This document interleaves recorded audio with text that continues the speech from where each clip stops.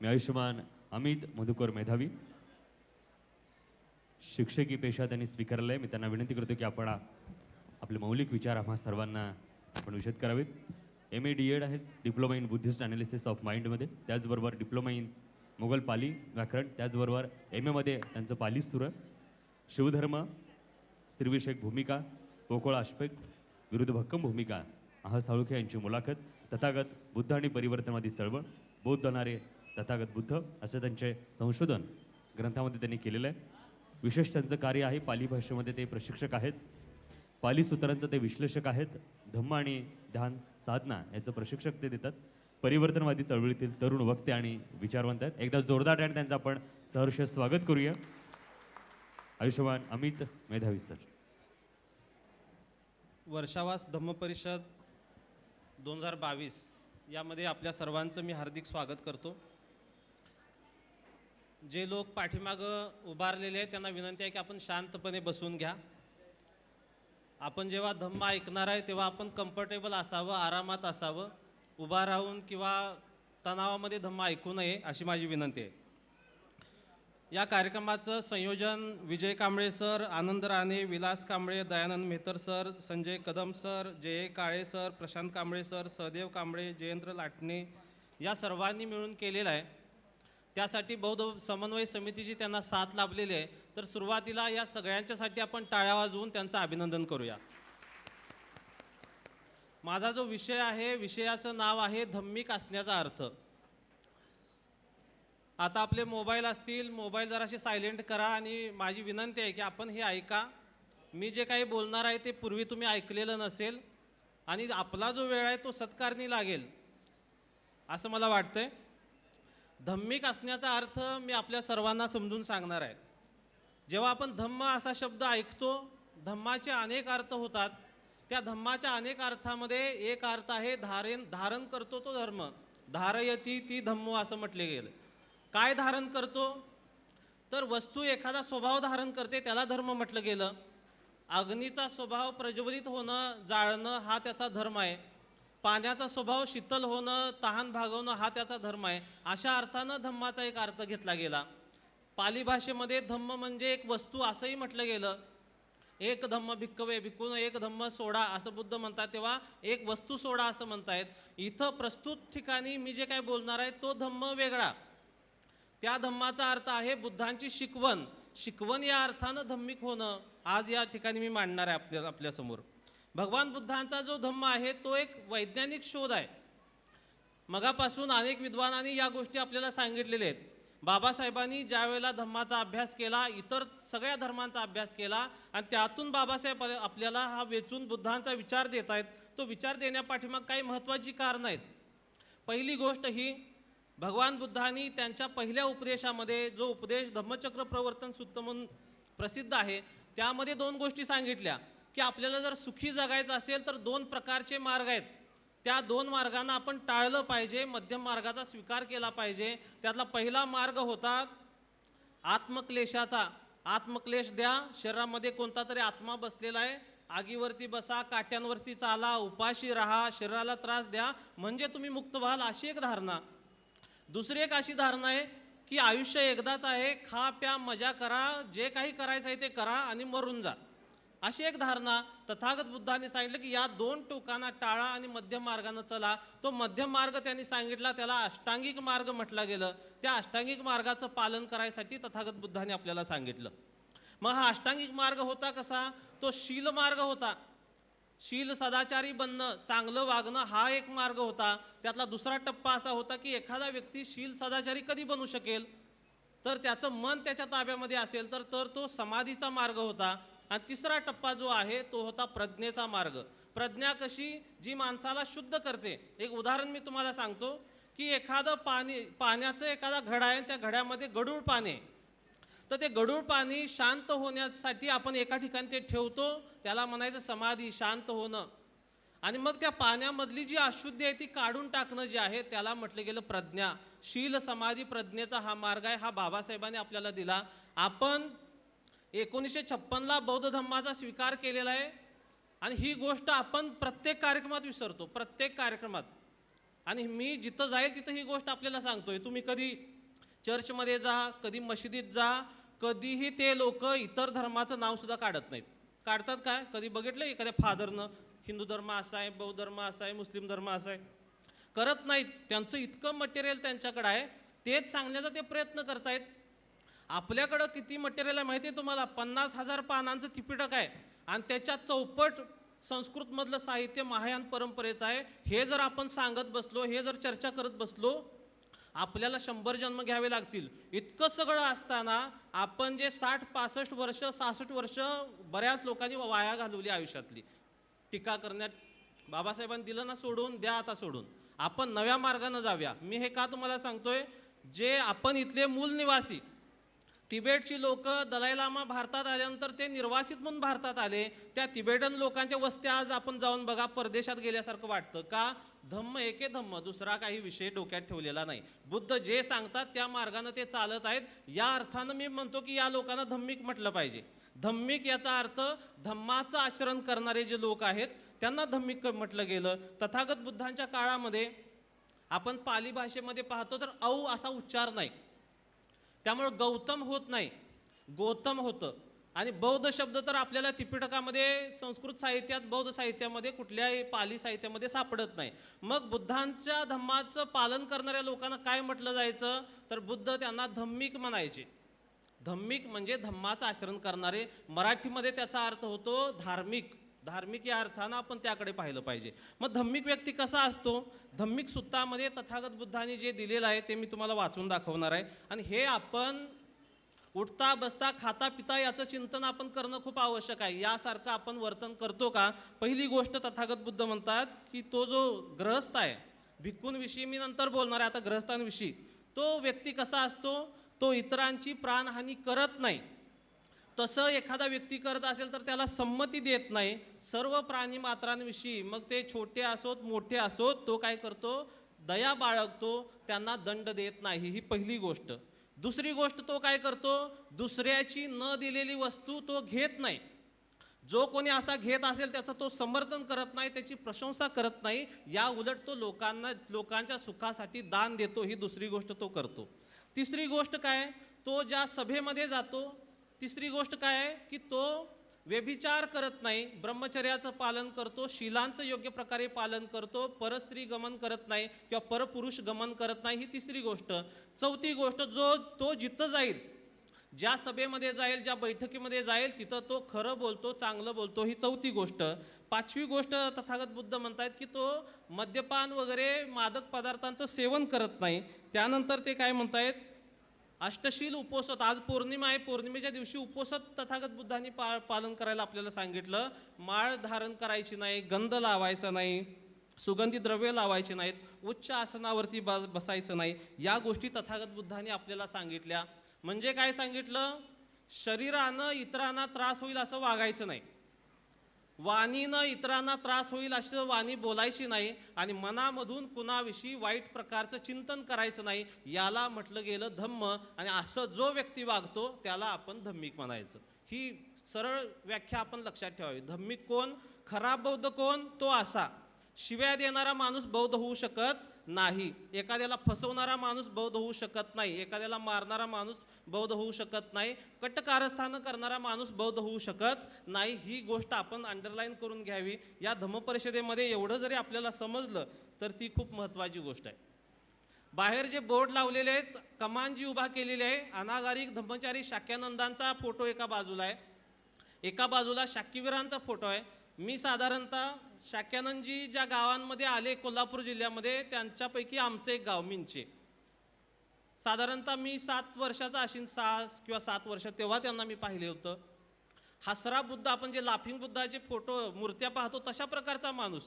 आतमध्ये निळा ड्रेस, त्याच्यावरती भगवत चिवर, त्रिरत्न बौद्ध महासंघ, त्रैलोक्य बौद्ध महासंघाचा धम्मचारी.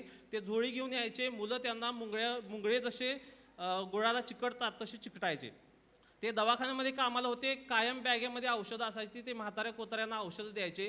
गोड बोलायचा माणूस. आणि विशेष तुम्हाला सांगतो, आज आमच्या गावामध्ये पण फोटो आहेत. तक्क्यामध्ये, पूर्वी विहार नव्हते, तक्क्याच होता. तक्क्यामध्ये गावातल्या इतर धर्माचे लोक सुद्धा त्यांचं प्रवचन ऐकायला येऊन बसत होते. ही क्रांती त्या शाक्यानंदजींनी केली. आणि विजय सरांनी जे सांगितलं ना, शेळ्या बांधलेल्या आहेत, मलमूत्र विसर्जन तिथंच केलं, तिथंच पोत्यावर झोपायचा माणूस. आणि पुण्यामधनं इथं यायचा, इथून तिकडं जायचा, ही किती मोठी गोष्ट आहे. ते बीज इथं त्यानंतर त्यांनी धम्मचारी तयार केले कोल्हापूरमध्ये, आणि त्यांचे जवळचे शिष्य शाक्यवीरांनी ही धुरा चालवली. काही कारणानं 2 भाग झाले, पण धम्म शाक्यवीरांनी सोडला नाही. आणि विजय कांबळे सर, पांडे साहेब अशा लोकांच्या माध्यमातून पुन्हा धम्म कोल्हापूरमध्ये रुजत आहे. ही खूप महत्त्वाची गोष्ट आहे. आज समन्वय समितीच्या माध्यमातून 15 संघटना एकत्र झाल्या आणि आपापले मतभेद सोडून धम्म वाढण्यासाठी आपण प्रयत्न करूया म्हणून गावागावांमध्ये वर्षावासाच्या निमित्तानं प्रबोधनाचे कार्यक्रम झाले. ही वर्षावास परिषद ज्या कारणाने तयार झाली त्याचं महत्त्वाचं कारण, विजय सर, कदम सर असे लोक एका घरामध्ये मागच्या वर्षी ग्रंथ वाचायला थांबले. 3 महिने त्यांनी ग्रंथ वाचले आणि त्यानंतर वर्षावास समाप्तीचा कार्यक्रम धम्म परिषदेनं घेतला. याही वर्षी उषा काळे मॅडमनी 150 ग्रंथ दिले होते. ते ग्रंथ वाटले आणि घराघरामध्ये काही लोकांनी ग्रंथ वाचले. त्यांच्याही सत्काराचा कार्यक्रम आणि त्यांनी जे वाचलेलं आहे त्यावरती चिंतन व्हावं म्हणून ही धम्म परिषद होत आहे. धम्म आपण वाचला पाहिजे, तो आचरणामध्ये आणला पाहिजे आणि ज्या लोकांनी पूर्वी काम केलेलं आहे त्यांच्याबद्दल आपण कृतज्ञ असलं पाहिजे. ही अतिशय महत्त्वाची गोष्ट आहे. तथागत बुद्धांनी एकदा भिक्खूंना बोलवलं आणि ते भिक्खूंना काय म्हणाले की 2 भिक्खू माझ्याकडे आले, मी अन्न ग्रहण केलेलं आहे पात्रामध्ये, ते अन्न मी खाल्लेलं आहे, थोडंसं अन्न शिल्लक राहिलेलं आहे आणि मी असं म्हणतो की हे शिल्लक राहिलेलं अन्न आहे, कोण तुम्ही खाणार असाल तर घ्या, नाहीतर मी काय करतो ते पाण्यामध्ये सोडतो किंवा गवत नसलेल्या ठिकाणी ते टाकून देतो. आणि तेव्हा जो भिक्खू, तथागत बुद्ध असं म्हणतात, जो भिक्खू ते अन्न एक भिक्खू काय करेल, ते अन्न मागेल, तो खाईल आणि तो बसेल. दुसरा भिक्खू काय विचार करेल, तथागताने आपल्याला धम्मदायाद व्हा म्हटलेला आहे, आमिष दायाद होऊ नका म्हटलेला आहे. तो ते अन्न घेणार नाही, दिवसभर तसाच राहील, पण अन्न ग्रहण करणार नाही, तो धम्माचं आचरण करेल. तथागत बुद्ध म्हणतायत, मी त्या दुसऱ्या भिक्षूची प्रशंसा करेन जो काय करेल, आमिष दायाद होणार नाही, म्हणजे वारसा, जो वस्तूचा वारसा आहे तो ग्रहण न करता माझ्या विचारांचा वारसा ग्रहण करेल, तो धम्मदायाद आहे, तो श्रेष्ठ व्यक्ती आहे, त्याची मी प्रशंसा करेन. ही गोष्ट आपण पण समजून घेऊया.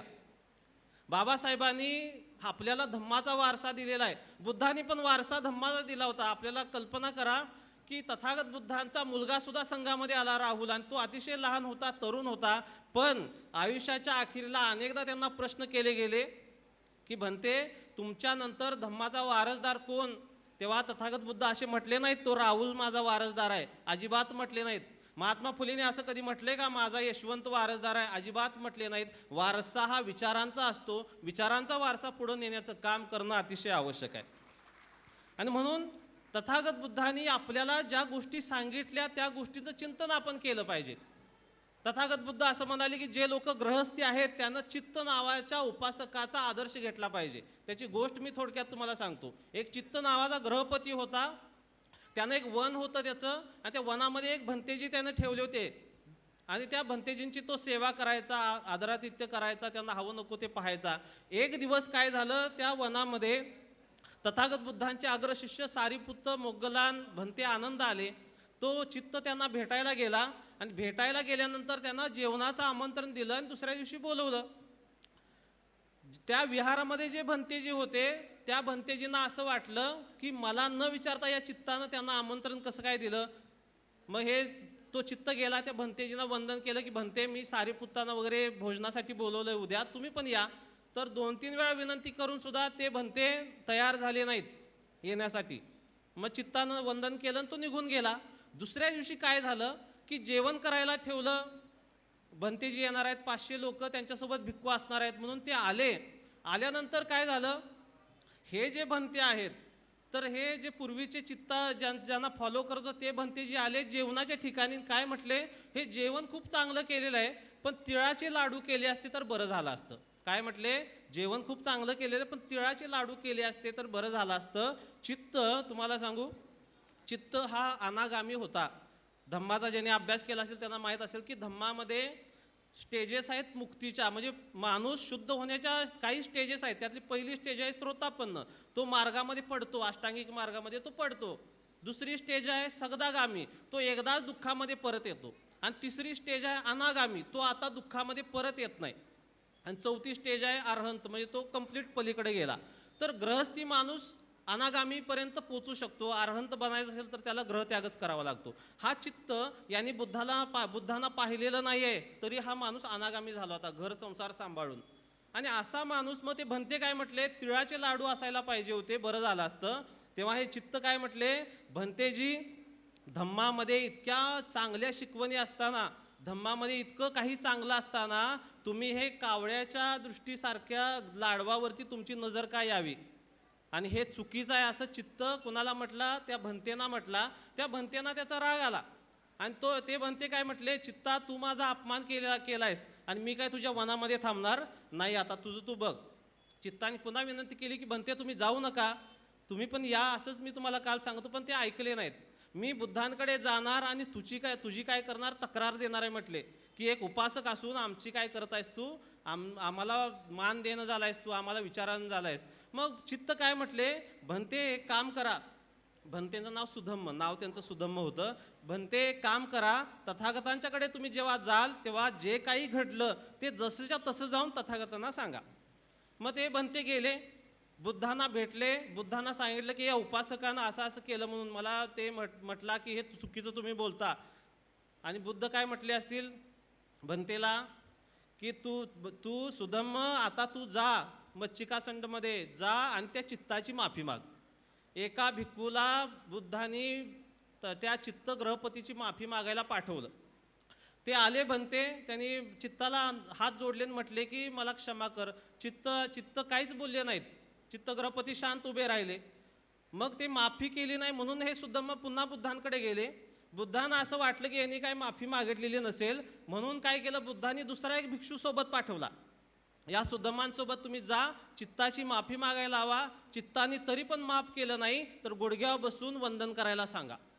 आणि पुन्हा ते भंते आले, भंते थांबले, चित्तांना विनंती केली की भंतेंना माफ करा. तेव्हा चित्त ग्रहपतीने पण हात जोडले, भंते तुम्ही पण चुकला, पण मी सुद्धा तुमची माफी मागतो. आणि ही गोष्ट इथंच संपते. तथागत बुद्ध म्हटले होते, चित्तासारखे हा चित्त कसा होता, धम्म कथिक होता, धम्म विश्लेषण करून सांगायची क्षमता होती. भिक्खूंच्या मध्ये एकदा चर्चा सुरू झाली होती की संयोजन आणि संयोजनीय धर्म ह्या दोघांमध्ये काय भेद आहे. माझे शब्द काही डोक्यावरनं पण काही जणांच्या जातील, पण समजून घ्या. संयोजन आणि संयोजनीय धर्म या दोघांमध्ये काय भेद आहे. भिक्खूंना हा प्रश्न सुटत नव्हता आणि चित्ताला त्या भंतेने विचारलं, चित्त याचं स्पष्टीकरण तुम्ही द्या. चित्त म्हटले फार सोपं आहे. संयोजन आणि संयोजनीय धर्म म्हणजे कसे, एक काळा बैल आहे, एक पांढरा बैल आहे, आणि त्या दोघांना जर एका दोरीनं बांधला असेल तर जिकडं काळा बैल जाणार आहे तिकडं पांढरा बैल जाईल, किंवा पांढरा बैल जिकडं जाणार आहे तिकडं काळा बैल जाईल. तर अशी ती गोष्ट आहे. ते काय म्हटले, डोळा आहे रूप आहे, डोळा आहे रूप आहे. डोळा आहे हे संयोजन म्हणजे बंधन नाही, किंवा रूप ही बंधन नाही. डोळ्यानं जेव्हा एखादं रूप पाहणार आहे तिथं जेव्हा तृष्णा उत्पन्न होणार आहे त्याला म्हटलं गेलं बंधन. डोळ्याने एखादं रूप पाहिलं तिथं द्वेष उत्पन्न झाला त्याला म्हटलं गेलं बंधन. हा चित्त भिक्षू लोकांना सुद्धा मार्गदर्शन करण्या इतक्या उंचीला तो पोचला होता. तथागत बुद्धांना हे अपेक्षित होतं की या माणसासारखं आपण असलं पाहिजे. या चित्ताने काय केलं, नंतर तथागत बुद्धांना हा कधी भेटलाच नव्हता आणि भेटायला जाण्यासाठी एक 500 भिक्खू उपासक त्यांना सोबत घेतलं. 500 बैलगाड्या एकत्र केल्या, त्यामध्ये अन्नधान्य साहित्य भरलं, कपडे वगैरे भरले आणि हे 1 महिना प्रवास करायचा आणि 1 महिना तिथं थांबायचं असं ठरलं होतं. आणि हा 1 महिना प्रवास करत होता. यांच्या गाड्यांमध्ये धान्य होते, कपडे होते, यांना वापरताच आले नाहीत. ज्या ज्या गावांमध्ये ते जातील लोक त्यांना दान द्यायचे, ज्या ज्या गावांमध्ये लोक कपडे द्यायचे, अन्न द्यायचे, जेवणाची सोय करायचे. तिथं जाईपर्यंत बुद्धांना भेटेपर्यंत 500 गाड्या जशाच्या तशा भरलेल्या होत्या. आणि तथागत बुद्धांना ते भेटले. 1 महिनाभर तिथं ते थांबले. थांबल्यानंतर ते भिक्खूंना दान द्यायचे, तथागतांकडून धम्म समजून घ्यायचे. परत जाताना त्या 500 गाड्या भरलेल्या होत्या. त्यांनी बुद्धांना विनंती केली की हे सगळं धनधान्य आहे, हे काय करतो आम्ही भिक्खू संघाला दान देतो. आणि मग भिक्खू संघाला ते दान दिलं गेलं. गाड्या मोकळ्या झाल्या. परत जाताना वाटेमध्ये ते 500 गाड्या आहे तशा भरल्या. पुन्हा लोकांनी चित्ताला दान दिलं. आणि मग हे पाहिलं आनंदाने तथागत बुद्धांचा शिष्य आनंद. आणि आनंदाने तथागतांना एक प्रश्न विचारला की हा जो चित्त ग्रहपती आहे हा तुम्हाला भेटायला आल्यामुळे लोक याचा आदर सत्कार करतायत का, तुम्हाला भेटायला आल्यामुळे यांना अन्नधान्य कपडे वगैरे मिळतायत का. तेव्हा तथागत बुद्ध काय म्हटले, आनंद तसं नाही. आणि तेव्हा एक गाथा सांगितली, त्याचा अर्थ असा होता की श्रद्धावान आणि शीलसंपन्न व्यक्ती ज्या ज्या प्रदेशामध्ये जातो तिथं तिथं त्याचा सन्मान होतो. काय सांगितलं? श्रद्धावान आणि शीलसंपन्न व्यक्ती जिथं जिथं जातो तिथं तिथं त्याचा सन्मान होतो. बुद्धांना हे अपेक्षित होतं की अशा प्रकारची लोक तयार झाले पाहिजे, श्रद्धावान आणि शीलसंपन्न. शील हा पाया आहे आणि शीलाचा पाया जर ढासळला मग धम्म टिकत नाही, तो व्यक्ती सुद्धा टिकत नाही. म्हणून तथागत बुद्ध म्हटले होते की पराभव कुणाचा होतो? जो व्यक्ती, ज्या व्यक्तीला धम्म आवडत नाही, चांगल्या शिकवणी आवडत नाही, त्याचा पराभव होतो. भले तो गाडी घेईल, बंगला घेईल, प्रॉपर्टी घेईल, प्लॉट घेईल, पण माणूस म्हणून त्याचा पराभव आहे. माणूस म्हणून तो उंच जाणार नाही. पण ज्याला धम्म आवडतो त्याचं काय होतं? त्याची प्रगती होते, त्याची वृद्धी होते. आज अनागरिक शाक्यानंदजी त्यांच्या मुलांना माहीत सुद्धा नसेल की इथं कमान लागलेली आहे.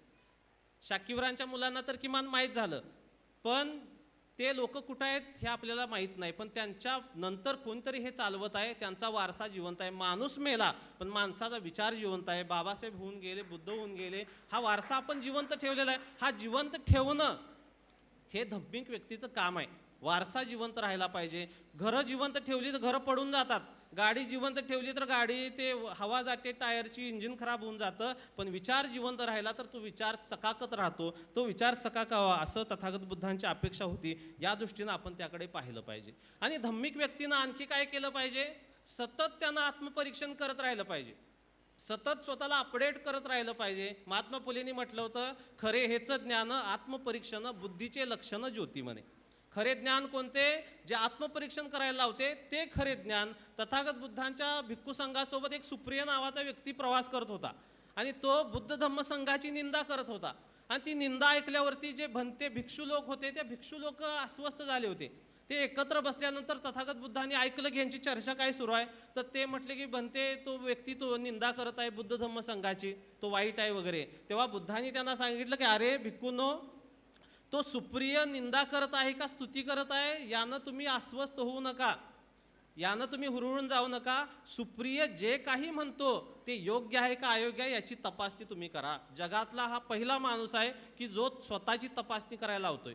भिक्खूंना त्यांनी हेही सांगितलं की प्रसिद्धी मिळाल्यानंतर याच्यामध्ये काय दोष शिरलेत का, म्हणजे माझ्यामध्ये, व्यक्तिशा बुद्धांमध्ये, याची सुद्धा तुम्ही तपासणी केली पाहिजे. मग बुद्धांचा अनुयायी म्हणून आपणही स्वतःचं आत्मपरीक्षण करत करत पुढे गेलं पाहिजे. आपल्यामध्ये कमतरता कोणत्या आहेत, आपल्यामध्ये चांगल्या गोष्टी कोणत्या आहेत, कमतरता काढून चांगल्या गोष्टी वाढवण्याचं काम आपण करणं अतिशय आवश्यक आहे. तथागत बुद्धांनी जो धम्म आपल्याला दिला त्या धम्माची काही वैशिष्ट्ये होती. आपण धम्मवंदना म्हणतो, त्यामध्ये काय म्हणतो? स्वाखातो भगवता धम्मो संदिट्टिको अकालिको यही पस्सिको ओपनायको पच्चतंग वेदितब्बो वियुहिती. हे मी तुम्हाला विस्तारानं सांगतोय. स्वाखातो भगवता धम्मो, भगवंताचा धम्म सुआख्यात आहे, सुस्पष्ट पद्धतीनं सांगितला गेलाय. काय सांगितलं गेलं? 5 गोष्टी पालन करा, पंचशील, अष्टांगिक मार्गाचं पालन करा, बोधीच्या 7 अंगाचं पालन करा. सामान्य माणसाला सुद्धा हे आकडे लक्षात राहतील आणि तो पालन करेल असा सुस्पष्ट पद्धतीनं धम्म सांगितला. असं काय किचकट सांगितलं नाही बुद्धांनी. त्यांनी कालाम सुत्तामध्ये तर असं म्हटलंय, ज्याचा परलोका विश्वास असेल त्याच्यासाठी पण धम्म चांगलाच आहे आणि ज्याचा विश्वास नाही त्याच्यासाठी पण धम्म आवश्यकच आहे. म्हणून स्वाखातो भगवता धम्म. बुद्धांची शैली बघा, ते स्पष्ट करत जातात. कोड्यात कधीच बुद्ध बोललेले नाहीत. सोपं सोपं सुटसुटीत या गोष्टी त्यांनी सांगितल्या. संदिट्टिको, याच म्हणजे दृष्टीला दिसणारा, म्हणजे आता आचरण करायचं आणि मेल्यानंतर त्याचा परिणाम होईल असं बुद्धांनी सांगितलेलं नाही. आत्ता तुम्ही मन प्रसन्न केलं, आत्ता कुशल कर्म केलं, आत्ताच तुमचं मन प्रसन्न होईल. आणि याचं तुम्ही कल्पना करा, दिवसभर काहीतरी तुम्ही चांगलं करताय आणि 5 वाजता तुम्ही कुठतरी थांबलाय आणि एखादा व्यक्ती आला आणि तुम्हाला शिवी दिली. दिवसभर तुम्ही प्रसन्न आहे आणि एका मिनिटात एखाद्यानं शिवी दिली आणि त्यावेळेला आपल्या मनानं धारण केलं की ही गोष्ट वाईट आहे. एका क्षणात दिवसभराचा सगळा परिणाम निघून जातो आणि एका क्षणात आपण दुःखी होतो.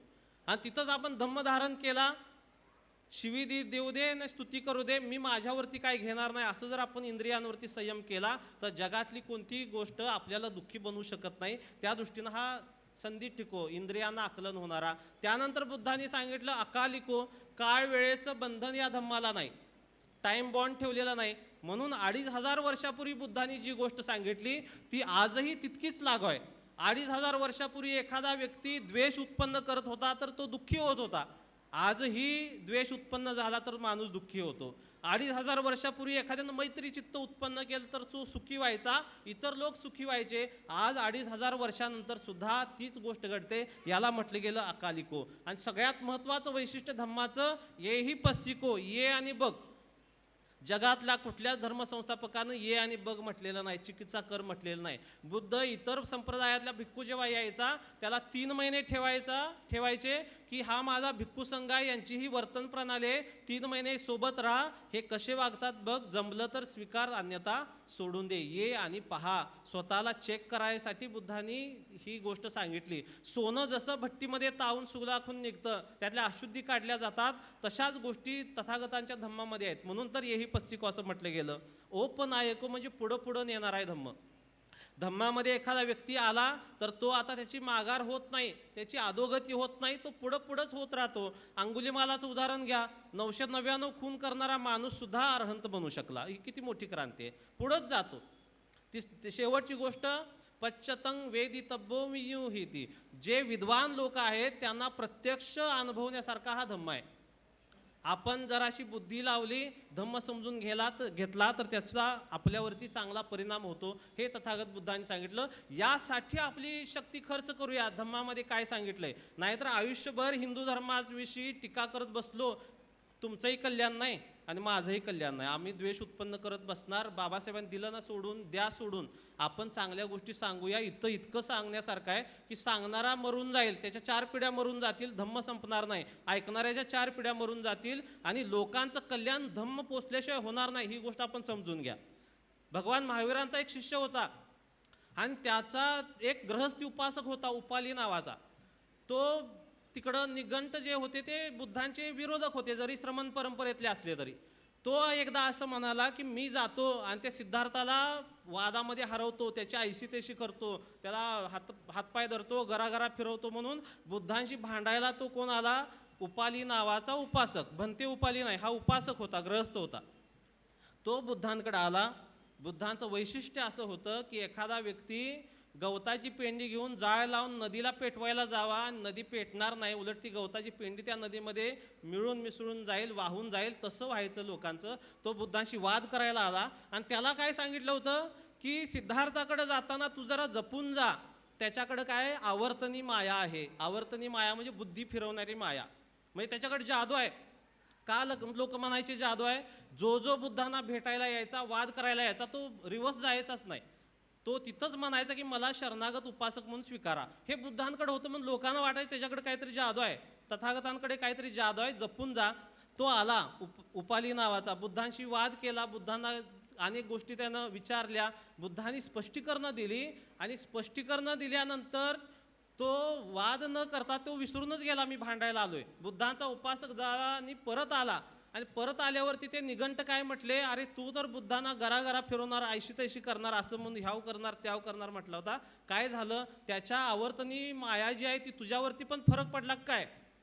तेव्हा तो उपाली नावाचा ग्रस्त म्हणतो की ही जी काही आवर्तनी माया आहे याचा प्रभाव सगळ्यांवरती पडू दे, माझ्या नातेवाईकांवरती पडू दे, माझ्या विरोधकांवरती पडू दे, इतकी ती माया काय माया चांगली आहे. हे बुद्धांकडून आपण शिकूया. आपल्या संपर्कात एखादा व्यक्ती आल्या, विचार करा, अशी आवर्तनी माया पडल का? आपण जर त्याला सगळ्या द्वेषाच्या गोष्टी सांगत बसलो, पडल का? तो बिचारा अगोदर हजारो त्याच्या डोक्यात कटकटी आहेत, कर्ज पाणी आहे, कुणाशी भांडणं आहेत, कुणाचा वाद आहे, कामावरचं टेन्शन आहे, घरातलं टेन्शन आहे, आणि तो आपल्याजवळ आला ना आपण त्याला आणि टेन्शन द्यायलोय. तो जवळ येईल का? तो आपल्या जवळ येणार नाही. बुद्धांना भेटायला लोक जात होते. बाबासाहेबांनी ग्रंथामध्ये दिलं बुद्धांचं स्वरूप कसं होतं. लोक पाहायला बुद्धांना जायचे. तो वक्कली नावाचा एक भिक्खू आजारी असताना तो शेवट अंतिम घटका मोजतोय, त्याला असं वाटत होतं की बुद्धांना भेटावं, बुद्ध किती सुंदर होते, आणि तो काय बोलवतो बुद्धांना आणि त्याला फक्त बुद्धांना पाहायचं असतं. आणि अशा वेळेला सुद्धा बुद्ध स्वतःचा मोठीपणा करत नाहीत. त्या वक्कलीला म्हणतात, अरे माझ्या ह्या घाणीनं भरलेल्या शरीराला काय पाहून तू काय मिळवणार आहेस? जो धम्माला पाहतो तो मला पाहतो, हे बुद्धांनी त्याला सांगितलं होतं. हे आपण धम्माला पाहण्याचं काम केलं पाहिजे. धम्माच्या नावाखाली अधम्माच्या गोष्टीची चर्चा आपण नाही केली पाहिजे. ते केडर बेस कार्यक्रमामध्ये ठीक आहे, म्हणून धम्माकडे जाण्यासाठी आपण धम्म वाचला पाहिजे, पाली भाषा शिकली पाहिजे. काय फार सोपं, 6 महिन्याचा कोर्स केला की पाली होती. त्रिपिटक आपण जपलं पाहिजे. बाबासाहेबांनी 16व्या खंडामध्ये पाली भाषेचं व्याकरणाचं पुस्तक लिहिलं, पाली भाषेची डिक्शनरी लिहिली, पाली भाषेचं गाथेचं पुस्तक लिहिलं, शासकीय प्रेसला तो ग्रंथ उपलब्ध आहे. आपण या 60 वर्षामध्ये तो ग्रंथ बघितलाच नाही. तो ग्रंथ बघूया. बाबासाहेबांची अपेक्षा होती, ते किती विद्वान होते, संस्कृत शिकले, पाली शिकले, इंग्लिश शिकले, 12 ज्ञानशाखांचा अभ्यास बाबासाहेबांनी केला. त्यांच्या अनुयायांनी किती अभ्यास केला पाहिजे. त्या काळात तर इंटरनेट नव्हतं, आज आपल्याकडे सगळं उपलब्ध आहे. म्हणून आपण निर्धार केला पाहिजे की मी पाली भाषा शिकणार, मी त्रिपिटक वाचणार, मी संस्कृत भाषा शिकणार, मी आगम वाचणार, तिबेटी ग्रंथ मी वाचणार. राहुल सांकृत्यायन, महापंडित राहुल सांकृत्यायन, आज ज्यांची जयंती आहे, आचार्य धर्मानंद कोसंबी, आयुष्याच्या आयुष्य या माणसाने दिली. त्यांचेच ग्रंथ आज आपण वाचतोय. नवीन काही निर्मिती आपण केली नाही, कारण आपण नव्या निर्मितीच्या नादाला लागलोच नाही. आपण जुन्याच गोष्टीमध्ये दगड मारत बसलो, ते चिखल अंगावर उडवून घेत बसलो. या गोष्टी आपल्याकडून झाली नाही. बौद्ध म्हणून आपली ओळख झालीच नाही, धम्मिक म्हणून आपली ओळख झालीच नाही. म्हणून बाबासाहेब म्हटले होते, लोक तुमचा आदर करतील असं वर्तन तुम्ही ठेवलं पाहिजे, नाहीतर महाराणी हा धर्म बाटवला, निंदाजनक स्थितीला आणला असं लोक म्हणतील. हा इशारा बाबासाहेबांनी दिला होता की नाही आपल्याला दीक्षा घेतल्यानंतर. तो इशारा आपण विसरून जाता कामा नये असं मला वाटतं. आपली जीभ जी आहे ती जीभ अतिशय चांगली चालवणं खूप आवश्यक आहे. म्हणून वाणीच्या शिलामध्ये 4 गोष्टी बुद्धांनी सांगितल्या. पहिली गोष्ट सांगितली, खोटं बोलून एखाद्याला फसवायचं नाही. दुसरी गोष्ट सांगितली, चुगली चहाडी याचं ऐकून त्याला सांगून भांडणं लावायची नाहीत. तिसरी गोष्ट सांगितली, कठोर कटू बोलायचं नाही. आणि चौथी गोष्ट सांगितली, व्यर्थ वायफळ बडबड करून आयुष्यातला वेळ वाया घालवायचा नाही. या 4 गोष्टी सांगितल्या. आणखी 3 गोष्टी फार महत्त्वाच्या सांगितल्या. 3 प्रकारच्या वाणी असतात असं बुद्ध म्हणतात. पहिली वाणी त्याला गूत वाणी म्हणतात, म्हणजे विष्टेसारखी वाणी. ती कशी असते, एखादा व्यक्ती सभेमध्ये जातो, कार्यक्रमामध्ये जातो आणि जे ऐकलं नाही ते ऐकलं म्हणून सांगतो, खऱ्या गोष्टी खोट्या आहेत म्हणून सांगतो, चुकीची साक्ष देतो, खोटं बोलून लोकांना फसवतो, अशी वाणी बोलतो. ती वाणी बुद्ध म्हणतात विष्टेसारखी वाणी आहे, त्याला गूतवाणी म्हटलं गेलं. दुसरी वाणी तथागत बुद्ध म्हणतायत की पुष्पवाणी. जे ऐकलं ते ऐकलं म्हणून सांगतो, जे पाहिलं ते पाहिलं म्हणून सांगतो, जे आठवतंय ते आठवतंय म्हणून सांगतो, जे अनुभवलं ते अनुभवलं म्हणून सांगतो. असं जो व्यक्ती बोलतो, बुद्ध म्हणतात तो पुष्पवाणी, फुलासारखी वाणी बोलतो. आणि तिसरी वाणी बुद्ध म्हणतायत, तिसरी वाणी कोणती, ती मधुवाणी.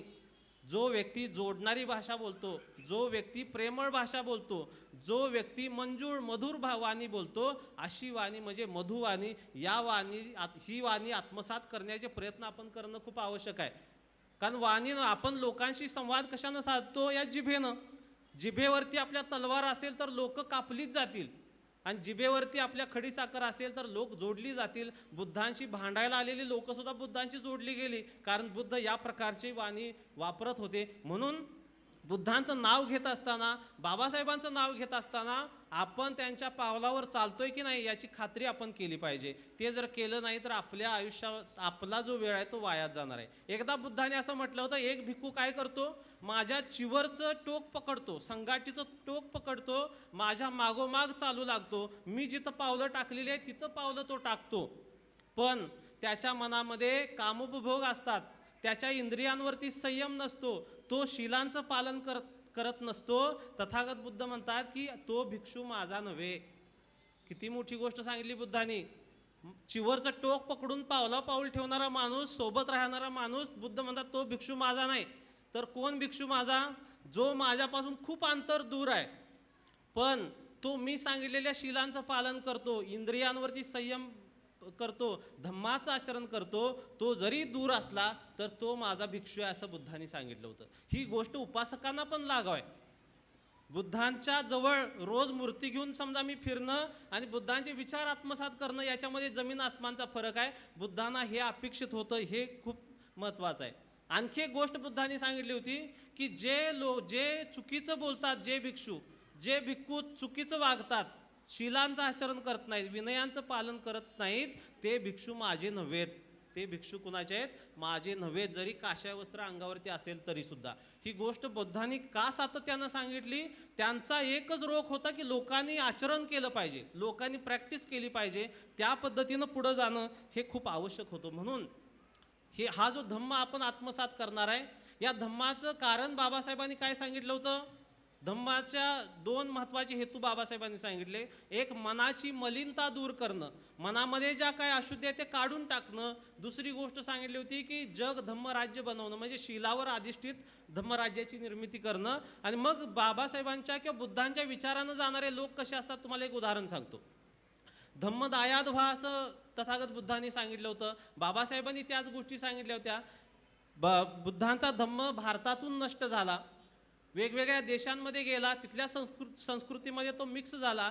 जपानमध्ये तो झेन परंपरेतनं जिवंत राहिला. पालीमध्ये ज्याला ध्यान म्हटलं जातं, मराठीत आपण ज्याला ध्यान म्हणतो, त्याचंच काय झालं, चीनमध्ये चान झालं आणि जपानमध्ये झेन झालं. त्या झेन संप्रदायातला एक भिक्खू तो असं ठरवतो की जपानी भाषेमध्ये जी चीनमधून जो धम्म आला ते सूत्र 7,000 त्याला सेट करायचे होते त्या सूत्रांचे. आणि त्याच्यासाठी त्याने फिरून पैसे गोळा केले त्या भिक्षूनं. कशासाठी? स्वतःसाठी नाही, स्वतःसाठी गाडी घेण्यासाठी नाही, बंगला बांधण्यासाठी नाही, तर त्या झेन सूत्रांचं एकत्रीकरण करून लोकांना वाटण्यासाठी 7,000 कॉपीज त्यांना तयार करायच्या होत्या. मग बरेच वर्ष, 10 वर्ष फिरल्यानंतर पैसे गोळा झाले. आणि पैसे गोळा झाल्यानंतर तिथं ऊर्जा नावाची एक नदी आहे जपानमध्ये, त्या नदीला काय आला, मोठा पूर आला. नदीला पूर आल्यानंतर त्या बनतेने मिळवलेले सगळे पैसे त्या लोकांच्या म्हणजे पुरातून बाहेर काढल्यानंतर त्यांना जे काय हवं नको आहे, औषध पाणी अन्नधान्य, त्याच्यासाठी सगळे पैसे खर्च केले. ही गोष्ट आपण समजून घ्या. भंतेनी गोळा केलेले पैसे पुरात जे लोक वाहून गेले, ज्या लोकांना इजा झाली, ज्या लोकांना दुखापत झाली, अशा लोकांसाठी ते सगळे पैसे खर्च केले. पुन्हा सगळं जपान व्यवस्थित स्थिरतावस्थावर झाल्यानंतर पुन्हा यांनी पैसे गोळायला सुरुवात केली. लोकांकडे जायचे, झेन सूत्रांचं आपल्याला एकत्रीकरण करायचं आहे, लाकडी पट्ट्यांवरती ते लिहायचं म्हणून पैसे गोळा केले. पुन्हा 10 वर्ष ते गोळा केले पैसे आणि आता ते सूत्र लिहून काढायची असं जेव्हा ठरलं तेव्हा जपानमध्ये महान अशी महारोगराई पसरली. जसं भारतामध्ये आता कोविड आला तशा पद्धतीनं जपानमध्ये रोगराई पसरली. आणि मग रोगराई पसरल्यानंतर काय झालं, पुन्हा या भंतेनी काय केलं, ते सगळे पैसे रोगराईतून लोकांना मुक्त करण्यासाठी ते पैशाचा विनियोग केला. ही गोष्ट झाली. पुन्हा सगळं जनजीवन व्यवस्थित झाल्यानंतर पुन्हा पैसे गोळा केले आणि पैसे गोळा केल्यानंतर पुन्हा 10 वर्षांनी, बघा 10-10 वर्षाचा गॅप, पुन्हा काय केलं, पुन्हा हे पैसे गोळा झाले आणि त्यानंतर लाकडावरती 7,000 प्रती त्या झेन सूत्रांच्या तयार केल्या गेल्या. जपानमध्ये आजही त्या मूळ कॉपी जपून ठेवलेल्या आहेत. आणि तिथली आई आपल्या मुलांना काय सांगते, तिथला शिक्षक ते जे दाखवतो ते काय सांगतो की त्यांचं नाव आहे तेचुगेन साधकानी, त्या भंतेनी 3 कॉपी तयार केल्या होत्या. किती कॉपी? 3 सेट तयार केले होते. पहिला सेट कुठं होता, नदीला पूर आला तेव्हा तो तयार झाला. दुसरा सेट रोगराई आली जेव्हा जपानमध्ये तेव्हा तयार झाला. आणि हा जो दिसतोय हा तिसरा सेट आहे. ह्या तिसऱ्या सेटपेक्षा पहिले 2 जे झेन सूत्रांचे सेट होते ते याच्यापेक्षा महान आहेत. ही गोष्ट किती महत्त्वाची आहे सांगा. भिक्खूने लोकांची सेवा करावी असं बाबासाहेबांचं मत आहे. कारण आपण गृहस्थी आहोत, आपल्याला खूप जबाबदाऱ्या असतात.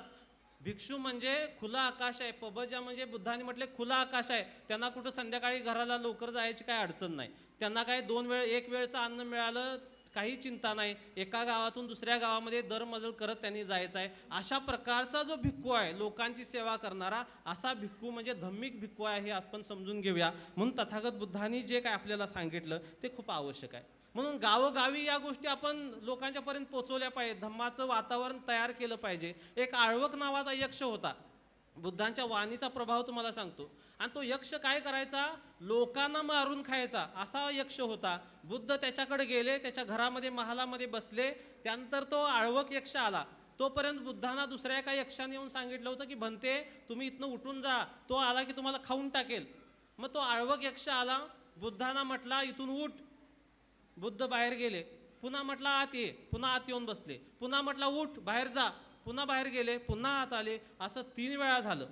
आणि चौथ्यांदा तो काय म्हटला, इथून उठ.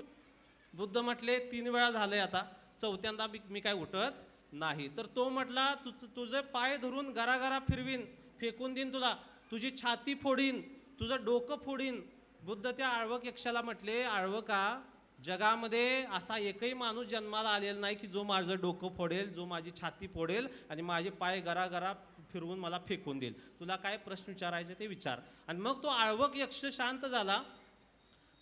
आणि त्याने काही प्रश्न विचारले बुद्धांना. हे धम्माविषयीच प्रश्न होते.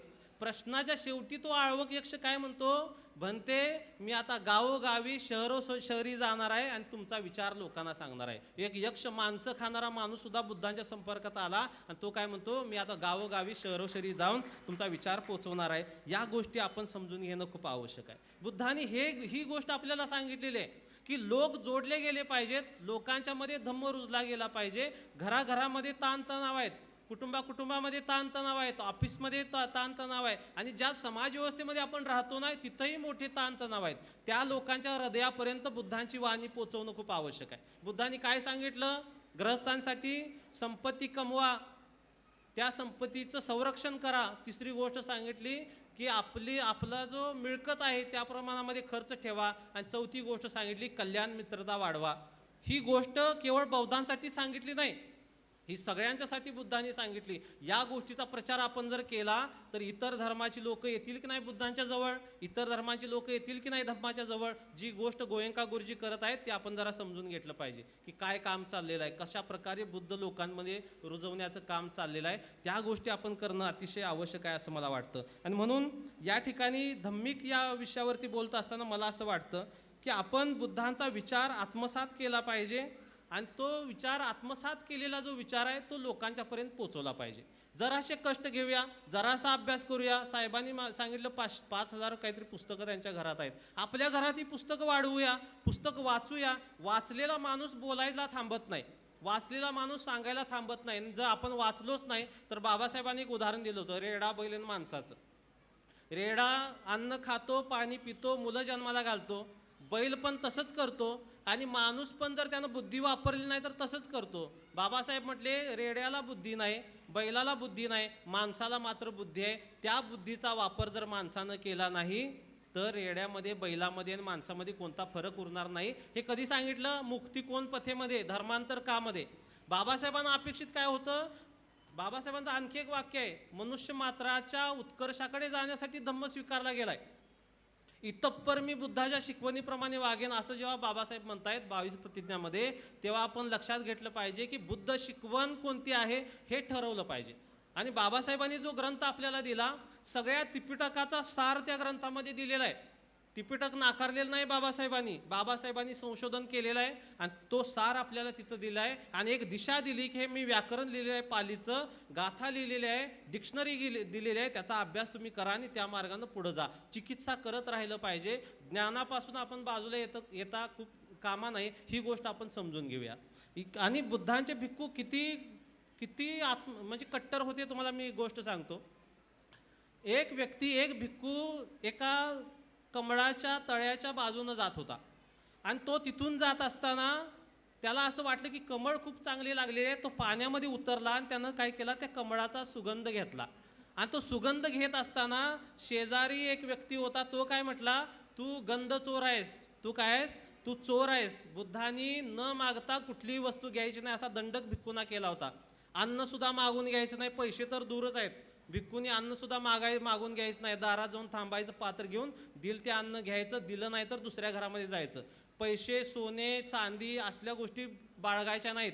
विहार हे ग्रहस्थानी बांधायचं आणि भिक्खूंनी फक्त तिथं जाऊन राहायचं, धम्मप्रचार कर, अशी खूप जबरदस्त सिस्टीम होती. ती आता आपण विसरून गेलोय. तर तो काय व्यक्ती म्हणतो, अरे एखादा व्यक्ती कमळ खुडतो, मुळातून उपडून टाकतो, त्याच्या फांद्या तोडतो, फूल तोडून घेतो, अशा व्यक्तीला तू चोर म्हणण्यापेक्षा मी तर काय केलेलं आहे, फक्त त्याचा गंधच घेतलेला आहे, तू मला चोर कसं काय म्हणतोयस. तेव्हा तो व्यक्ती काय म्हणतो, अरे ज्याचं कापड जे आहे ते मलिनच झालेलं आहे, त्याच्यावर आणखी 4 डाग लागले तर काही फरक पडत नाही. कापड काळच आहे, मलिन झालेलं आहे, घाण झालेलं आहे, त्याच्यावरती आणखी एक डाग पडला तर तो काय दिसणार आहे काय, तर मलिनच आहे. पण तो काय व्यक्ती म्हणतो, एखाद्याचं वस्त्र शुभ्र असेल तर त्याच्यावरती एक ठिपका जरी पडला काळा तर तो उठून दिसतो. तुम्ही इतकं शुद्ध आचरण करणारे लोक आहेत आणि हा गंध सुद्धा तू चोरून घेतायस, म्हणून मी तुला सांगितलं. मग तो भिक्खूनं त्याला हात जोडले आणि म्हटला की साधुवा, तुम्हाला मी धन्यवाद देतो की तुम्ही मला जागं केलं आणि इथून पुढं मी कधी जर चुकलो तर मला तुम्ही अशा प्रकारे मार्गदर्शन करा. तेव्हा पुन्हा तो व्यक्ती काय म्हटला की मी काय तुझा नोकर नाही तुला मार्गदर्शन करायला, तुझं तू बघ. आणि बुद्धांनी याच गोष्टी सांगितलेल्या होता. तुम्ही ही किच्चंग आतप्पंग अख्खा तारो तथागतो. बुद्ध म्हटले होते तथागत केवळ मार्ग देणारे आहेत, चालायचं मात्र आपल्याला आहे. दुसरा कोण येऊन आपल्याला चालवेल हे आपल्याला सांगता येत नाही, आपलं आपण चालायचं आहे. या दृष्टीनं आपण स्वतःकडे पाहणं अत्यंत आवश्यक आहे. बाबासाहेबांनी या देशामध्ये महान क्रांती केली. ती क्रांती होती स्वतः चंद्रमणींच्या हस्ते बाबासाहेबांनी दीक्षा घेतली आणि चंद्रमणींच्या हस्ते लोकांना दीक्षा दिली नाही, ही गोष्ट समजून घ्या. उपासकानं दीक्षा देण्याचा अधिकार या देशामध्ये नव्हता. बाबासाहेबांनी स्वतः दीक्षा घेतली आणि इतरांना दीक्षा देण्याचा अधिकार दिला आणि बाबासाहेबांनी लिहून ठेवलं की दरेकाला दीक्षा देण्याचा अधिकार मी प्रदान करतो. उपासकानं उपासकाला दीक्षा देण्याचा अधिकार मी प्रदान करतो. ही गोष्ट बाबासाहेबांनी आपल्यासाठी करून दिली. पण दीक्षा देण्याआधी त्या व्यक्तीची तयारी पण असणं खूप आवश्यक आहे, तो व्यक्ती चांगला असणं पण आवश्यक आहे. या गोष्टी आपण करणं खूप आवश्यक आहे असं मला वाटतं. शेवटचं बाबासाहेबांचं एक वाक्य सांगतो, मी या ठिकाणी थांबणार आहे. बाबासाहेब काय म्हटले? बौद्धांनी केवळ चांगला बौद्ध असणं पुरेसं नाही आहे. मी चांगला बौद्ध आहे, मी घरात बसतो, ध्यान करतो, पुस्तक आणतो, पुस्तक वाचतो, कामाला जातो, पुन्हा कामावरून घरात येतो, हे बाबासाहेबांना अपेक्षित नाही. बाबासाहेब काय म्हणतायत? बौद्धांनी केवळ चांगला बौद्ध असणं पुरेसं नाही, तर बौद्धांनी धम्माचा प्रचार आणि प्रसार केला पाहिजे. कारण धम्माचा प्रसार करणं म्हणजे हीच खरी मानव सेवा आहे. बाबासाहेब म्हटले धम्म प्रचार करणं ही मानव सेवा आहे. मानव सेवा करणाऱ्या व्यक्तीलाच बाबासाहेबांनी बौद्ध म्हटलं, त्यालाच आपण धम्मिक म्हणूया. या प्रकारे इतकंच मनोगत या ठिकाणी व्यक्त करतो. विजय सर आणि त्यांची सर्व टीम यांना मी धन्यवाद देतो आणि या ठिकाणी थांबतो. जय भीम, नमो बुद्धाय. धन्यवाद मेधावी सर. आपल्या अमोघ वाणीनं आम्ही भारावून गेलो. दीपभव. स्वतःचा विकास उत्कर्ष हा स्वतःच करायचा आहे. गौतम बुद्धांनी दिलेल्या तत्त्वज्ञानाचं आचरण आणि प्रचार प्रसार हाच मानवी कल्याणाचा एक पाया आहे.